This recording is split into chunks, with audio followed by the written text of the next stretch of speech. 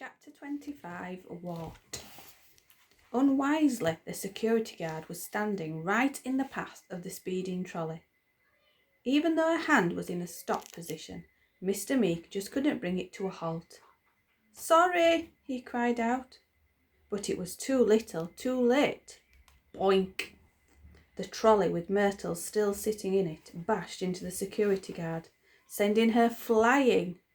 "Ooh! Ho, ho, ho, ho," laughed the girl. "It's not funny, darling," corrected Mother. "No, it's hilarious," was the reply. "Ho, ho, ho." The security guard landed in the cheese section between a blue Wensleydale and a red Leicester. Fortunately, a soft cheese, a stinking bishop, cushioned her landing. "Super cheese selection," remarked Mr. Meek with a smile. He was hoping that he could somehow distract the security guard from her mentioning being run over by a man with a furry ball on the end of his finger. "Would you care to explain where you were going in such an unholy hurry?" demanded the security guard, as she wiped the stinky goo from her bottom. We were just making a slow amble over to the biscuits," replied Mr. Meek, pointing with his finger, forgetting that he still had the Fing attached to it. "Whoops," he muttered. "What's that?" demanded the guard. "What's what?"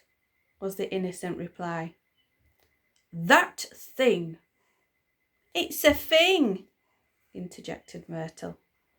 "Shh," shushed the girl's mother. "Pets are strictly forbidden in this supermarket," announced the guard. "It's not a pet," fibbed father. "Would you care to explain what it is then?" Mr. Meek thought for a moment. He wasn't good at lying. "A what?" "A what? laughed Myrtle. "Shh," shushed mother. The security guard did not look convinced. She leaned in to inspect the protuberance. As she got closer, her eyes narrowed and her nose wrinkled in disgust. "If it is a wart, it is the biggest, hairiest, most repulsive-looking wart I have ever seen in my life." "Thank you," replied Mr. Meek. "My wart has won competitions." The Fing's eye opened and swiveled to look at the security guard. "And it's got an eye!" "That's probably why it won." The guard looked most disturbed and demanded, "What kind of competitions?" "Wart competitions, obviously. It won first prize for the furriest wart in the southwest region. I got a certificate, and my wart got a rosette." The Fing must have heard all this talk about being a wart, because it snarled and sank its teeth in deeper. "Grrr! Ah!" "Your wart just growled," exclaimed the guard. "Did it? I didn't hear anything," lied Mr. Meek. "It most certainly did. Grrr! There it goes again." "Large warts do make a noise," lied Mr. Meek. "It is best not to be alarmed. It just means they are growing. Now, if you'll excuse me and my wart, we really must pick up that packet of custard creams. Goodbye." And with that, he thrust the trolley forward and was gone. Chapter 26. A volcanic explosion of tears, snot and dribble. With his free hand, Mr. Meek snatched a packet of custard creams and raced to the nearest till. When all the items Myrtle had grabbed had passed along the conveyor belt, the moody teenage cashier announced, "That's £783.53. That was a colossal haul of crisps, chocolates and sweets, even for Myrtle. "But I don't have that much money on me," panicked Mr. Meek. "Nor me," yelped Mrs. Meek. She turned to her daughter. Beauteous one, do you mind awfully if we put a bag or two of sweeties back? What do you think Myrtle's going to say? Myrtle looked at her parents with utter contempt. No! She screamed. It was so loud everyone in the supermarket could hear. In fact, it was so loud that everyone in the supermarket in the next town could hear too. Of course, being meek by name and meek by nature, the last thing Mr. and Mrs. Meek wanted was to make a scene. Even Fing didn't like it, and the creature growled, grrr, closed its one eye, and bit hard on Father's finger again. He winced as all eyes turned to the shy little man. He added, Apologies, my wart is just going through a growth spurt. Grrr. Fing didn't like that. Oh no, the creature bit harder still. Yabba dabba doo, yelped Father. Please, we need to get home, and fast. Let's just put back this massive tin of fudge. He reached into the trolley for it. Don't touch the fudge. What if I do? Asked Father. I will scream and scream and scream until I throw up all over you. She's done it before, mused Mother. Now, a queue of disgruntled shoppers was forming behind the Meek family. Being British, though, no one was openly complaining at having to wait, but there was an awful lot of tutting. Tutted the tutters. Oh no, we are being tutted at. This is horrendously embarrassing, whispered Father. Please, could we put back just this one incy-wincy ickle bag? Begged Mother, holding up a humble packet of toffees. Wah!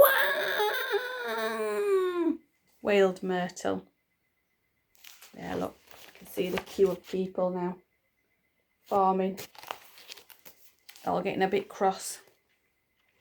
A volcanic explosion of tears and snot and dribble sprayed over everyone. Mr. and Mrs. Meek, Fing, the cashier, the queue, all were coated from head to toe in Myrtle's tears, snot, dribble gloop. Grrr, growled the Fing. Grumble, grumble, grumble, grumbled the crowd of shoppers. That was refreshing, remarked Mother, trying to put a positive spin on having been well and truly snotted. Because of the commotion, the supermarket manager came charging out of her office.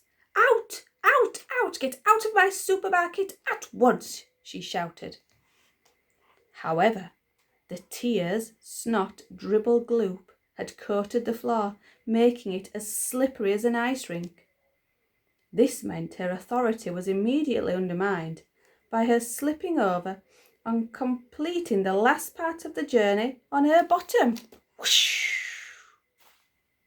She was sliding so fast that she hit the trolley with a thunk, sending it thundering forward, and it crashed straight through the supermarket window. Smash! Sending Myrtle and all the shopping zooming off down the street. Whoosh! Oh, dearie, dearie me, remarked Mother. Oh, dearie, dearie, dearie us indeed, added Father. Chapter 27. Custard Cream Induced Frenzy. Myrtle was still squashed into the baby seat, munching on crisps, as the shopping trolley weaved in and out of the path of the oncoming traffic. Beep, beep, beep! Stop that trolley, yelled Father out of the window of his little car. It contains some very important custard creams. And our daughter, shouted Mother. Oh yes, and our daughter. Let's be mindful of the billing. We don't want to upset our little angel. Oh yes, Myrtle first. Of course. Mr. Meek swerved the car through the traffic, so it was now parallel with the trolley. Vroom. Grab hold of the bonnet, he ordered Myrtle. I'm busy, replied the girl. To be fair, she was busy, as she had just opened the packet of custard creams. Please don't eat them all, my petal, pleaded father, reaching out of the window to grab hold of the trolley. I need them for Fing. Grrr, came a growl. Fing's eye swiveled and zoomed in on the biscuits. The sight of them sent the creature into a custard cream-induced frenzy. Grrr. Immediately, Fing stopped biting father's finger. My finger's still there, exclaimed father, inspecting the deep bite marks on his digit. Digit is another name for a finger. Then Fing leaped from the speeding car onto the trolley.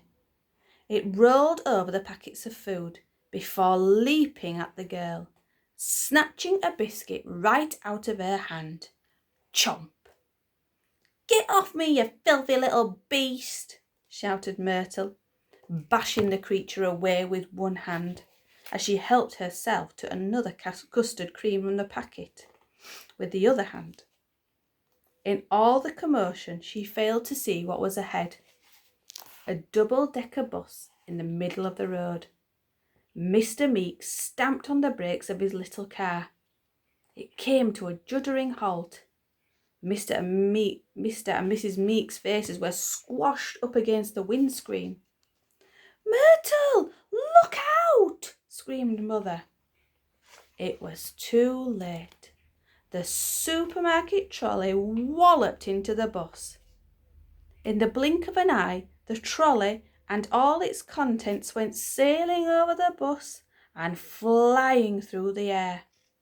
Fing shot across the sky. Yeah, look, you can see everything. Myrtle, the trolley, and all the sweets flying over the top of the bus. Mr. and Mrs. Meek looked on open-mouthed in wonder as they saw their daughter somersaulting while still eating a biscuit, until the girl landed on the road with an almighty thump.